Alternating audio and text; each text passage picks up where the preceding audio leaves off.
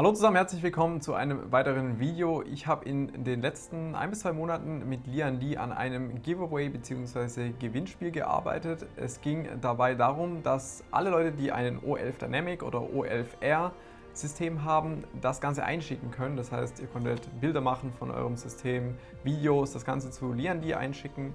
Und letztendlich bestimmen wir jetzt gleich, wir bestimmen noch nicht den Gewinner, wir bestimmen die Top 3.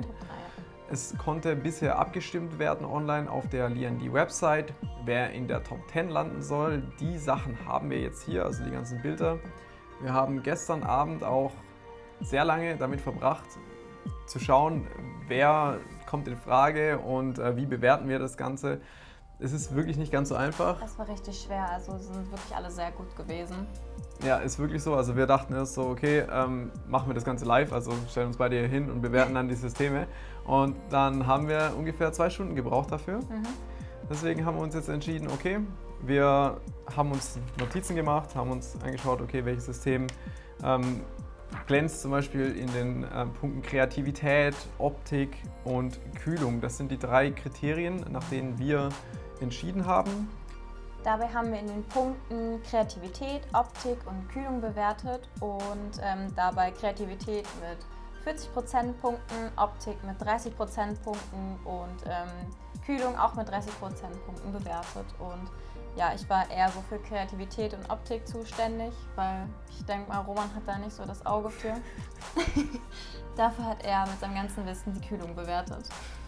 Das ist richtig, ja. Also wir hatten da so ein paar Spezialfälle, da kommen wir dann später dazu, wenn es so ein paar versteckte Komponenten gibt, die wir bewertet haben. Oder zum Beispiel der eine hat in die Bewertung reingeschrieben, er hat alle CPU, GPU, alles mit Flüssigmetall, CPU geköpft und so weiter. Da habe ich dann ein kleines bisschen mehr Punkte gegeben. Zum Beispiel war mir auch wichtig, wie viele Radiatoren sind in dem System verbaut und so weiter. Also das geht dann alles in die Kühlung ein. Und Optik, einfach so, ist das generell stimmig? Oder ja, bei Kreativität gibt es irgendwelche besonderen Komponenten, die verbaut wurden, die man sonst normalerweise nicht hat. Ja. Oder aufwendig verbaut. Genau, richtig. Wie gesagt, wir bestimmen im heutigen Video die Top 3 und Platz 3 kann sich ein Lian Li Gehäuse aussuchen und bekommt auch einen speziellen der Bauer Approved Badge. Den habe ich von Lian Li herstellen lassen, also so ein Aluminium Badge mit Lasergravur und so weiter. Platz 2 bekommt einen 9900K mit passendem Z390 Board von Asus und auch hier gibt es nochmal einen der Bauer Approved Badge. Und Platz 1 bekommt ebenfalls einen 9900K, auch ein Asus Z390 Board und den der Bauer Approved Badge. Und zusätzlich gibt es noch ein RAM-Kit von Adata. Das erste System ist von Benny aus Vietnam und hat den Namen Light for Life, was aus meiner Sicht eigentlich ganz passend gewählt ist. Das ist ein System, da ist auf jeden Fall RGB im Vordergrund. Das hat ihr wieder sehr gut gefallen. Und was so das Thema Kreativität angeht, was mir ja als Punkt, sage ich mal, am wichtigsten war, deswegen habe ich das ja auch mit 40% gewertet, ist es bei dem System natürlich nicht so krass, aber wir haben eine vertikale GPU, was mir sehr gut gefällt, weil normalerweise ist ja die GPU immer so verbaut und gerade bei so einem Wasserkühler finde ich es sehr schön, wenn man die Grafikkarte vertikal verbaut. Hinzu kommt, dass bei den Tubes Metalltubes gewählt wurden. Das ist auch sehr selten. Das ist natürlich auch der Grund, warum hier viel mit Winkeln gearbeitet wurde, beziehungsweise nur mit Winkeln, denn solche Metalltubes lassen sich so gut wie überhaupt nicht biegen. Sieht auf jeden Fall nicht so gut aus, wenn man das biegt. Deshalb wundert euch nicht, warum da so viele Winkel dran sind. Finde ich aber auch ganz cool und auch die Art, wie die Tubes letztendlich verlegt sind.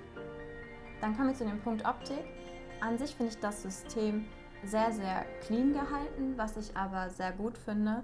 Die Pumpe ist wunderschön ausgeleuchtet. Lian Li Kabel finde ich sehr, sehr schön. Ich mag alles, was leuchtet. Und natürlich damit auch die schönen RAM-Module. Dann guckst du mich so an. Ich weiß, ich bin ein RGB-Fuchs. Okay. Aber mir ist so aufgefallen, so an dem Lüfter, da ist halt noch ein Sticker dran. Und ich denke so, warum ist der da dran? Ja, das war eine gute Frage. Mir ist es gar nicht aufgefallen, aber tatsächlich oben in der Mitte auf dem Lüfter, da ist ein Sticker. Den Lüfter hätte man wahrscheinlich so 90 Grad drehen sollen, dann hätte man den Sticker nicht gesehen. Oder man macht ihn einfach ab. Ja.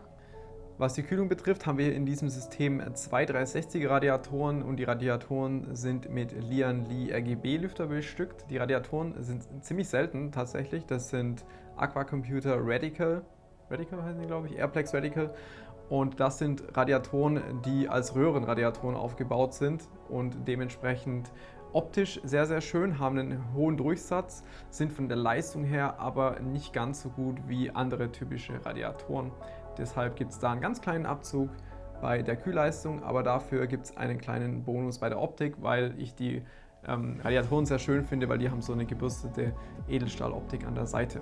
Letztendlich haben wir bei diesem System für die Kreativität 4,5 von 10 Punkten, für die Optik 9 von 10 Punkten, weil die Gesamtoptik einfach sehr, sehr stimmig ist. Und für die Kühlung haben wir 7,5 Punkte vergeben, das heißt, wir kommen hier auf ein Gesamtergebnis von 67,5 Punkten. Das zweite System heißt Artas, kommt von George aus Griechenland. Übrigens, falls ihr euch fragt, warum wir auf die Hardware-Konfiguration nicht eingehen, ich würde es für unfair empfinden, wenn wir jemanden zum Beispiel krass bewerten würden, nur weil er dann irgendwie die stärkste CPU verbaut hat. Das ist aus meiner Sicht nicht Sinn der Sache. Also wir bewerten wirklich nur die Gesamtstimmigkeit des Systems. Also gehen wir nicht auf CPU, Mainboard oder Grafikkarte ein. Das spielt in dem Fall bei diesem Contest keine Rolle. Bei diesem System wurde ein OLED Dynamic in Weiß genommen und generell wurde das Design in Weiß, Blau, Schwarz gehalten, so dass es den Eindruck macht, dass es eher kühl und frostig wirkt, was ich sehr schön finde, da halt auch auf der Backplate eine Winterlandschaft mit Bergen zu sehen ist. Was ich wirklich sehr, sehr schön finde, dass man da auch einfach ein Bild verwendet, dass es halt auch einfach ein Hingucker ist. Kurz noch zum Punkt Kreativität. An der Stelle, wo man hätte einen dritten Radiator verbauen können, ist hier ich vermute mal, es ist eine Acrylplatte. Und auf der Rückseite haben wir entweder einen Sticker oder man sieht es nicht genau, ob da eine Acrylplatte verbaut ist, die beleuchtet ist. Ich habe leider auch nicht die kompletten Informationen zu dem System. Auf jeden Fall wurden unten die Anschlüsse durchgeführt nach hinten. Und dementsprechend ist vorne die Optik dadurch ein bisschen schöner. Wir haben insgesamt zwei 360er Radiatoren verbaut, was von der Kühlleistung her gut ist, auf jeden Fall ausreichend für das System. Und wir kommen dadurch letztendlich auf eine Wertung von 5,5 Punkten bei der Kreativität. Optik haben wir 8, weil das ganze Bild optisch einfach sehr, sehr stimmig ist. Und bei der Kühlung kommen wir auf 7 von 10 und somit ein Gesamtergebnis von 67%. Das dritte System ist das Venom 2.0 und kommt von Andrew von den Philippinen. Und hier haben wir, was die Kühlung betrifft, zwei Radiatoren, die verbaut wurden. Das heißt, wir haben oben einen 360er und wir haben einen 360er, der auf der Rückseite ist. Und die Radiatoren sind jeweils mit 3 Thermaltake Ringlüftern bestückt.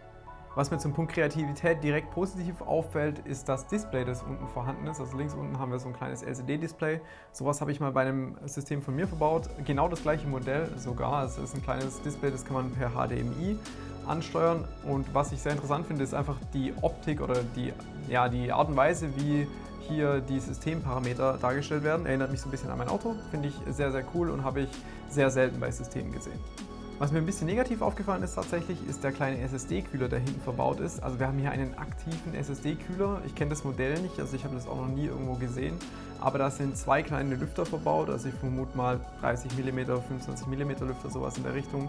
Die werden auf jeden Fall hörbar sein und bei einer SSD ist sowas eigentlich nicht notwendig. Deshalb kleinen Abzug in der B-Note beim Thema Kühlung. Bei der Optik finde ich sehr, sehr schön, dass er eine Distro-Plate von Barrow verbaut hat. Die wertet das System einfach noch ein bisschen auf. Und schön finde ich, dass er alle Tubes in eine Richtung verlegt hat, wobei es dadurch jetzt wirkt, dass ein paar viele Tubes verbaut wurden, aber das ist halt nur rein die Optik. Eigentlich sind es ja gar nicht zu viele. Das ist so das, was ich an der Optik sozusagen bemängeln würde. Somit kommen wir beim Punkt Kreativität auf 7 Punkte, Optik auf 7,5 und bei der Kühlung auf 6,5 und insgesamt auf 70 Prozentpunkte. Das vierte System kommt aus Deutschland und kommt von Fabian und er nennt sein System Black and Blue und ich muss sagen, das trifft es wirklich, wobei mir das ganze System etwas zu dunkel ist. Es sticht leider kein Highlight hervor, aber dennoch sind die Tubes schön und gleichmäßig gebogen.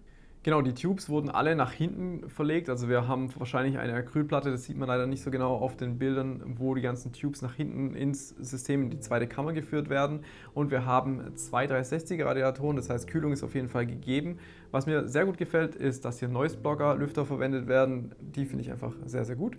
Die haben zwar nicht immer die beste Kühlleistung, aber die Lautstärke verglichen mit der Leistung ist einfach sehr, sehr gut. Daher gibt es hier von mir einen kleinen Pluspunkt bei der Kühlung und dadurch kommen wir letztendlich bei der Wertung auf 3,5 Punkte bei der Kreativität, 5 Punkte bei der Gesamtoptik und 7 Punkte bei der Kühlung und haben ein Gesamtergebnis von 50 Prozentpunkten. Project Breakthrough ist das System Nummer 5, kommt von Nicholas aus den USA, ein schwarzes O11 Dynamic. Wir haben oben und unten Radiatoren verbaut, jeweils zwei 360er, und was natürlich direkt ins Auge fällt, ist rechts ein ziemlich spezieller Ausgleichsbehälter, bei dem ich mir nicht sicher bin, ob das ein Ausgleichsbehälter ist, der custom-made für dieses System gemacht wurde oder ob man den irgendwo kaufen kann. Also falls ihr Informationen zu dem habt, falls ihr den kennt, packt mir das gerne mal unten in die Kommentare. Bei der Optik muss ich sagen, es ist ein sehr stimmiges Bild. Man schaut sich das System sehr, sehr gerne an. Die Tubes sind, ich würde sagen, kreativ gebogen. Also nicht so Standard, so von links nach rechts, nur normal gebogen. Aber was ich ein bisschen schade finde, was ich aber denke, was nicht anders geht zu biegen, ist in der Mitte, dass die Tubes nicht gleichmäßig gebogen sind, also vom Abstand her. Aber ansonsten finde ich das System sehr stimmig, sieht gut aus. Die Kreativität haben wir hier mit 6 Punkten bewertet, die Optik mit 8 Punkten, weil das System, wie gesagt, optisch einfach einen sehr schönen Gesamteindruck bietet. Und bei der Kühlung kommen wir auch auf 7 Punkte. Wie gesagt, wir haben zwei 360er Radiatoren. Eben durch den Ausgleichsbehälter hinten blockieren wir einen zusätzlichen Platz, den man als Radiator verwenden könnte. Dafür sieht es eben dann optisch besser aus, kommen dann letztendlich auf ein Gesamtergebnis von 69 Prozentpunkten. System Nummer 6 kommt von Phil aus Großbritannien und das ist wirklich eines meiner absoluten Highlights, muss ich sagen. Optisch einfach wirklich extrem schön gemacht. Er hat in der Bewerbung geschrieben, dass es mit Borosilikat-Tubes gemacht ist. Ich hoffe, dass das richtig ist, weil wenn das stimmt, dann sind die Tubes, die da drin sind, tatsächlich aus Glas. Ich habe keine Ahnung, ob man wirkliche Glastubes einfach so biegen kann. Habe ich noch nie gesehen, auch noch nie gemacht. Also ich kenne die Glastubes, die man kaufen kann, die man dann auch wie die Metalltubes verwendet, also mit Winkeln, aber gebogen habe ich das noch nie gesehen. Das heißt, wie gesagt, ich bin mir nicht sicher, ob es wirklich Borosilikat-Tubes sind. Falls ja, meinen absolut größten Respekt an dieser Hinsicht. Deshalb gibt es da schon mal ein paar Pluspunkte für die Kreativität und natürlich auch wegen dem schönen Ausgleichsbehälter an der Seite. Was die Kühlung betrifft, haben wir auch hier zwei 360er Radiatoren und auch hier haben wir die Noise Blocker E-Loops verbaut. Bei der Optik hat Roman ja gerade schon die perfekt gebogenen Tubes erwähnt. Ich finde sie wirklich sehr, sehr schön. Sie sind schön angeordnet, sie sind gleichmäßig angeordnet. Die Farbgebung an sich finde ich auch wirklich schön. Das System ist zwar dezent ausgeleuchtet, aber vollkommen ausreichend. Man sieht alles, Highlights kommen super hervor und es hat sehr wunderschön gesleevte Kabel. Bei der Bewertung haben wir dem System bei der Kreativität 6 Punkte gegeben. Die Optik haben wir mit 9,5 und die Kühlung mit 7,5 Punkten bewertet und somit in der Gesamtbewertung sind wir dann bei 75 Prozentpunkten. System Nummer 7 heißt Armor und kommt von Lee aus Singapur. Und wir haben auch hier bei der Kühlung zwei 360er Radiatoren verbaut, also einen oben und einen nach hinten gerichtet, haben unten nochmal zusätzlich 3 Lüfter, die Frischluft ins Gehäuse befördern. Dementsprechend ist die Kühlung auf jeden Fall sehr, sehr gut in diesem System. Interessant finde ich hier auch die Anordnung von Durchflusssensoren und Anzeige. Das heißt, wir haben so eine Anzeige direkt am GPU-Block und wir haben einen Durchflusssensor, der vom CPU-Kühler weggehend oben zum Radiator hin platziert ist. Ist auch ziemlich selten, dass man so einen Durchflusssensor anordnet. Das finde ich auf jeden Fall, gibt einen kleinen Pluspunkt bei der Kreativität. Was mir persönlich an der Optik in dem System nicht so gut gefällt, ist die Wahl der weißen Anschlüsse, weil ich finde, es passt halt nicht so gut da rein. Dennoch finde ich aber sehr, sehr schön, dass sich die Tubes durch das System so durchschlängeln und eigentlich fast gar nicht auffallen. Dem System haben wir bei der Kreativität 6 Punkte gegeben. Die Optik hat 5 Punkte bekommen und die Kühlung 7 und somit haben wir insgesamt 60 Punkte. Beim System Nummer 8 haben wir zur Abwechslung mal ein nicht wassergekühltes System, beziehungsweise wir haben ein System mit einer IO-CPU-Kühlung und wir haben eine luftgekühlte GPU. Das System heißt RGB-Box, was es auf jeden Fall sehr, sehr gut trifft. Und das System kommt von NAM aus Kanada. Das System wirkt von der Optik sehr clean, aufgeräumt und eine perfekt stimmige RGB-Beleuchtung. Optisch ist es, wie gesagt, ein sehr schönes System. Also es ist ein System, das kann man sich auf jeden Fall so für wenig Geld auch ins Wohnzimmer stellen. Das heißt, wir haben hier für die Optik 7,5 Punkte vergeben. Für die Kühlung haben wir 4 Punkte vergeben, ist klar, luftgekühlt bzw. AYO kühlt natürlich nicht ganz so gut wie eine Custom-Wasserkühlung und bei der Kreativität deshalb auch 3 Punkte und haben somit ein Gesamtergebnis von 46,5 Punkten. Timeless ist der Name von System Nummer 9 und das ist auch mein persönliches Highlight, kann ich jetzt schon verraten, ohne dass wir die Bewertung schon mal abgegeben haben. Aber man sieht das System und man muss einfach sagen, wow, wirklich ein krass gut gemachtes System. Kleine Abstriche gibt es direkt bei der Kühlung, das heißt wir haben oben nur einen 240er Radiator, haben hinten aber nochmal einen 360er Radiator. Kühlung wird auf jeden Fall ausreichend sein, wenn man das System nicht krass übertaktet, aber einen kleinen Abzug auf jeden Fall bei der Kühlleistung.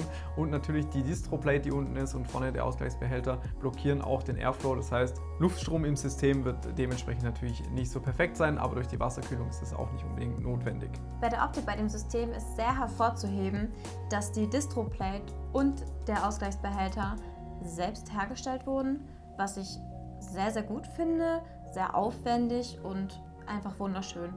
Somit haben wir dem System bei der Kreativität 8 Punkte gegeben, die Optik hat 9,5 Punkte bekommen und die Kühlung 5,5 und damit kommen wir auf insgesamt 77 Prozentpunkten. 3KVC ist der Name des letzten Systems, kommt von Andrew aus den USA. Und hier haben wir ein System, was ich von der Kühlung her zumindest mal sehr interessant finde. Also die Lüfter, die oben verbaut wurden, die habe ich so noch nie gesehen. Also wir haben hier sehr dicke 120 mm Lüfter, von denen ich mal ausgehen würde, die haben einen ziemlich ordentlichen Durchsatz. Da muss ich aber auch sagen, vielleicht wäre es aber besser gewesen, Lüfter zu nehmen, die dann ein bisschen dünner sind, dafür einen dickeren Radiator. Also es ist ein bisschen schwer zu sagen, wie sich die Kühlung in dem Fall entwickeln würde. Und wir haben hinten noch einen 240er Radiator verbaut. Unten sind nochmal 3 EK Waderlüfter verbaut, also ist auch die Gesamtbelüftung im System wahrscheinlich sehr, sehr ordentlich. Was auf jeden Fall auch ein Bonus ist, in der Bewerbung stand drin, dass alle Komponenten mit Flüssigmetall ausgestattet sind. Dafür gibt es von mir auf jeden Fall Pluspunkte. Geköpfte CPU, so muss es sein, das gefällt mir. Und jetzt würde ich sagen, sagst du noch ein bisschen was zur Optik? Ja, bei der Optik, ich finde es sehr, sehr schön, dass er Spiegelfolie verwendet hat, hinten und auch an der Seite. Das wirkt einfach damit auch ein bisschen größer und ja, einfach schöner. Und ich weiß nicht warum, aber irgendwie macht es für mich so den Eindruck, als ob das System ein bisschen unruhig wird. Ich kann aber nicht sagen, warum. Aber die Kabel sind einfach schön angeordnet, geben auch nochmal mit dem Rot dazwischen ein schönes Gesamtbild. Deshalb haben wir dem System 5,5 Punkte bei der Kreativität gegeben, 4 Punkte bei der Optik und 7,5 Punkte bei der Kühlung. Damit sind wir auch durch für die Bewertung und können jetzt schon sagen, dass das System Nummer 9 auf Platz 1 ist mit 77 Punkten, das System Nummer 6 ist auf Platz 2 mit 75 Punkten und das System Nummer 3 ist auf Platz 3 mit 70 Punkten. Bevor wir zwei hier die Systeme zusammen bewertet haben, hattet ihr online die Möglichkeit abzustimmen. Wir haben aber die Votes nicht berücksichtigt, beziehungsweise wir haben uns gar nicht erst angeschaut, wie ihr abgestimmt habt, weil wir wollten einfach so ein bisschen unabhängig daran gehen und wollten einfach schauen, wie ist unsere Meinung verglichen mit eurer da draußen. Was sehr interessant war, dass wir jetzt als quasi Gewinner das System Nummer 9 bestimmt haben. Das hatte deutlich weniger Abstimmungen als das System, was damals Nummer 1 war. Also wir haben dann gesehen, eigentlich die Chronologie, wie wir es abgearbeitet haben, ist auch die Anzahl von den höchsten Votes. Also das erste System, das so mega viel RGB zum Beispiel drin hatte, das war das System, was die meisten Votes bekommen hat. Wir haben natürlich ein bisschen anders abgestimmt. Die meisten schauen sich das System einfach nur an und ja, schauen so, wie ist die Gesamtoptik, gefällt mir das System und stimmen dann ab. Wir haben halt versucht, das Ganze noch ein bisschen aufzuschlüsseln, einfach nicht nur, wie ist der Gesamteindruck, sondern hat sich jemand speziell Mühe gegeben mit, keine Ahnung, zum Beispiel so einer Distroplate, die er CNC gefräst hat oder ein spezielles Display, das eingebaut wurde und sowas wollten wir einfach belohnen. Deshalb haben wir die Bewertung so nach 3 Kategorien gemacht. Damit stehen die ersten 3 Plätze fest. Wir sind durch für heute. Schreibt mir gerne mal in die Kommentare, wie ihr bewertet hättet. Hättet ihr genauso entschieden wie wir? Welches System hat euch vielleicht am besten gefallen? Schreibt es mir gerne in die Kommentare. Ansonsten wünsche ich euch wie immer einen wunderschönen Tag und wir sehen uns bald wieder. Ciao. Ich dachte, du sagst auch noch Tschüss. Tschüss.